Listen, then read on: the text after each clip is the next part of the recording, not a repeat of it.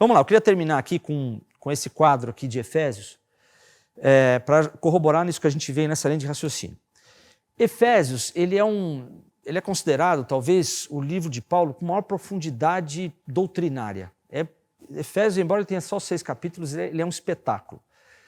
E uma das divisões, né, você pode olhar o livro de Efésios e fazer algumas divisões. Então essa divisão aqui, sentar, andar e permanecer, ela é alguém que enquadrou Efésios nisso e que é bacana, eu estou usando, mas não é que isso é bíblico, não, mas é cabível. Então se a gente dividir Efésios nesses 3 grupos que eu coloquei aqui, então você tem aí, nos capítulos de 1 a 3, o equivalente a sentar, né? Esses 3 capítulos eles falam o que você é e o que você tem em Cristo. Então, exemplo, peguei 2 textos aqui. Bendito Deus e Pai do nosso Senhor Jesus Cristo, o qual nos abençoou com todas as bênçãos espirituais nos lugares celestiais em Cristo. Então, fala o que você tem em Cristo.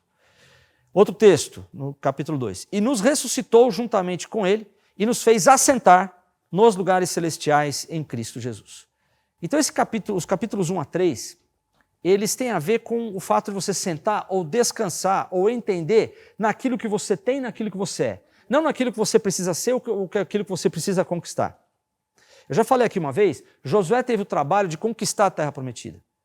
A gente pode até usar o exemplo de Josué em mensagens, mas nós não temos que conquistar a terra prometida. A gente está depois da cruz. Nós estamos na terra prometida. Como diz Hebreus 4, nós estamos no descanso. Então, a ideia e o convite do diabo no ouvido da gente, foi assim, não, você não está lá, você precisa chegar, você saiu de onde você estava, você perdeu o seu posto, olha o pecado, olha, isso é cristão, olha o jeito que você está agindo, você não está orando, você não está lendo Bíblia, você não está testemunhando. E parece que você está longe. Não, você está dentro. Você está. Você é filho de Deus, você está na luz. Tem uma ideia que é assim, não, quando você peca, você vai para as trevas, quando você faz alguma coisa certa, você vai para a luz. Não tem dessa, gente. Jesus é luz, você está debaixo da luz de Jesus. Você não sai da luz mas nem por nada. Nada. Então, nesses 3 capítulos de Efésios, eles falam, é importante você entender quem você é, o que você tem. É importante você descansar nessa verdade. Por isso que ele fala aqui no capítulo 2, que ele nos fez assentar nos lugares celestiais em Cristo. Então é uma posição de descanso. Você não precisa fazer nada. Por isso que salvação é pela fé. Você não precisa fazer nada. Mas se a gente for lá, dando um salto, no final do livro de Efésios, lá o capítulo 4 e 5, tem muitos conselhos práticos. Fala conselho para esposa, para marido, para filho, para patrão, para empregado, coisa prática. Muitas vezes é isso que a gente espera ouvir ou busca na Bíblia. Eu quero coisa prática. Por isso que perguntaram para Jesus, Jesus, qual que é o maior mandamento de todos? Fala aí que eu vou obedecer. Jesus, que faremos para executarmos as obras de Deus? Fala aí que eu faço. Então essa ideia de praticidade, de coisas práticas, o que eu tenho que fazer? É porque eu fico pensando que quanto mais eu fizer, mais santo eu me torno, mais perto eu estou de Deus, mais Deus me ama, mais eu tenho o favor de Deus. Não, você já está nessa posição. Jesus nos fez amados, Ele nos fez aceitáveis a Deus. Você não precisa fazer nada para Deus te... Tá bom, vai. Jesus já fez tudo. Então, se eu não consigo entender quem eu sou, o que eu tenho, vai ser difícil eu andar. No capítulo 4 e 5, já o capítulo 4 de Efésios, eu até coloquei aqui, no verso 1, rogo-vos, pois eu, o preso do Senhor, que andeis, como é digno da vocação com que fostes chamados. Então aqui no capítulo 4 só, não é no 1, no 2, no 3, no 4, e até ele diz assim, pois, né, portanto, ou seja, à luz daquilo que eu falei até aqui, então ande de acordo com a sua vocação. Isso aqui não é o primeiro verso de Efésios. Fala assim, anda, seja um bom cristão, dê testemunho. Eu fico analisando às vezes as mensagens que eu ouço, que eu leio, e fico tentando extrair ali o que o pregador está, qual que é o objetivo dele. O que ele quer passar para as pessoas. E impressionante, a maior parte das vezes, o pregador está passando alguma coisa que você tem que fazer. E às vezes essa é a expectativa. Bom, vou ouvir a mensagem, quero saber o que eu tenho que fazer. Fazer para quê? Ficar mais santo, para Deus me abençoar mais. E não é isso. A primeira coisa que você precisa ter consciência não é o que você tem que fazer. É quem você é e o que você é em Cristo. O que você tem, qual que é a tua riqueza. O que de fato, onde você se encontra nesse reino. Porque se você sabe onde você se encontra, isso te dá segurança para andar. Circo tem o trapezista. Pô, o cara tá... Tem a rede, né? O cara tá fazendo o diabo lá em cima, né? O cara tira a rede para você ver. Ele precisa antes ir no banheiro, né? Se você tirar a rede. Tem uma ponte lá na Baía de São Francisco, lá nos Estados Unidos, que a construção dela, não sei quanto tempo demorou, e que no início, né, da construção tinha muitos acidentes de gente que caía lá de cima, morria ou se feria. Eles, depois disso, muitos anos atrás, né, isso não acontecia já no início da obra, eles colocaram rede de segurança. Colocaram rede de segurança, teve menos quedas, o trabalho rendeu muito mais, eles terminaram o projeto antes do fim. O que isso quer dizer? Qual que é a moral da história? Quando você sabe que você tem uma segurança, você vive com mais liberdade, você faz as coisas com mais leveza, você faz as coisas com confiança, porque você tem por baixo um esteio. Por isso é que o livro de Efésios te ensina quem você é e o que você tem em Cristo. A nossa vida cristã não é conquistar a terra prometida, você está dentro dela. O diabo quer te tirar de dentro, porque a sua cabeça faça com que você entenda que você está fora. Não, você está lá dentro, filhão. Tem a história de um cachorrinho, né? Tem um homem e o seu cachorrinho. Então o cachorro sempre foi, na formação, na educação do cachorro, quando ele fazia xixi no lugar errado, o dono dava bronca nele. Aí chegou um momento que esse cachorro envelheceu, ele ficou com um problema na bexiga. Aí um dia o dono chegou em casa, ele sabia que o cachorro estava com problema. Ele viu a poça de xixi, cadê o cachorro? Estava embaixo da cama. Porque o que o cachorro pensou? Vou tomar uma bronca. Mas qual que era a cabeça do dono? Coitado. Percebe? Ele não sabe o coração do dono. Filho pródigo. Fez tudo de errado, foi embora. Falei assim, bom, estou com fome, né? Vou ver se consigo um emprego.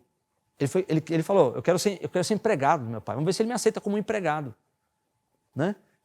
Ensaiou o discurso, foi lá, não conseguiu nem fazer metade do discurso dele. Pô, o que o pai fez? O pai saiu correndo, abraçou, beijou, o cara estava fedido, sujo, mandou colocar sandália, anel que era o cartão de crédito da época, colocou uma roupa fresquinha e deu festa pro cara. Ele não sabia a cabeça do pai. Então, quando eu não sei a cabeça do pai, quando eu acho que Deus vai me condenar porque eu não estou lendo a Bíblia, porque eu não fui na igreja, porque olha o que eu estou fazendo, os outros estão me olhando de diferente porque eu tenho esse hábito aqui e não posso. Uma vez eu conheci um rapaz que a família dele recriminava porque ele estava jogando futebol. Futebol não é de Deus. Olha o ponto que chegam as coisas. 1-3 de Efésios. O que você é, o que você tem em Cristo. Senta, descansa nisso. Você tem uma rede, você tem um lugar para você descansar.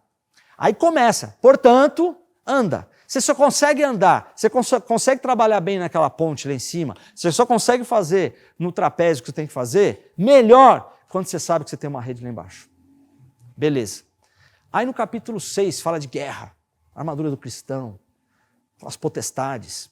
Só que nesse capítulo, ele usa uma vez a palavra como exemplo, lutar, porque não temos que lutar contra os principados e potestades. Ele está fazendo uma analogia. E 3 vezes no capítulo, ele usa a expressão permanecer ou ficar firme. 3 versos aqui, ó.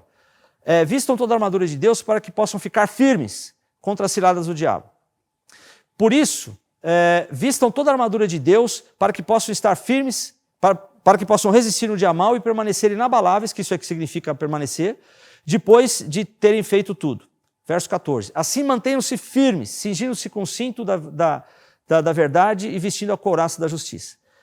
No capítulo 6, não significa você lutar. Você tem que lutar com o capeta, com o demônio, com o que for. Não. Jesus já venceu, você vai lutar para quê? Não tem que lutar contra as trevas. Já estão derrotadas. Jesus venceu. A Bíblia diz lá em Colossenses que ele expôs a vergonha aos principados e potestades. Acabou. Não tem luta com o demônio. Convém que ele reine até que haja colocado todos os inimigos debaixo de seus pés. O último inimigo a ser aniquilado é a morte física. Fora a morte física, todos os outros inimigos que Satanás envia, eles já estão debaixo dos nossos pés. Mas se você não sabe, você fica aterrorizado. Fala, estou lutando. Eu não gosto quando a pessoa começa a falar, não, o inimigo está batendo, porque o diabo, porque Satanás. Fala mais de Jesus, né? Você fala, não, campanha contra as trevas, vence as potestades não sei de onde. Para quê, gente? Já acabou a luta. Não, preciso me justificar, Deus precisa me salvar. Não, você já está salvo, Jesus já fez a obra, ponto. Ponto final, acabou. Efésios. Então, quando você for ler Efésios depois, em algum momento na vida, entendam que ele tem essa sequência. Entenda quem você é, o que você tem, a riqueza que você possui, já possui, não possuirá, você já possui. Isso vai te fazer andar bem. Aí tem todos aqueles conselhos para marido e esposa, que aquilo não deve ser uma coisa que mude o seu comportamento, mas é um fruto que vai mudar o seu comportamento. Questão de tempo. E aí, diante de qualquer situação adversa, qualquer oposição, permanece, você está lá, confessa aquilo que você é, aquilo que você tem, onde você está. Por isso que é importante falar o que a Bíblia fala, mesmo diante de circunstâncias completamente adversas.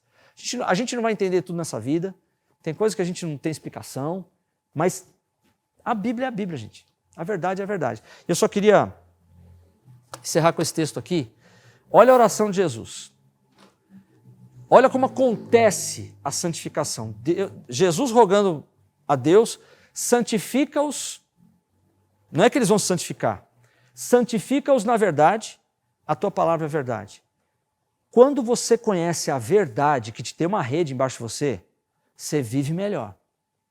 Quando você conhece a verdade de que Jesus não está zangado com você, Deus não vai com um pedaço de um bastão de beisebol te dar na cabeça no primeiro deslize. Quando você conhece a verdade produz em você coisas boas, comportamentos bons. Então não é o oposto. Eu mudo meu comportamento para mudar meu interior. A turma de Jesus, todo mundo daquele jeito, bacana, aquele código de conduta, mas impediu o diferente de entrar e queria queimar samaritano.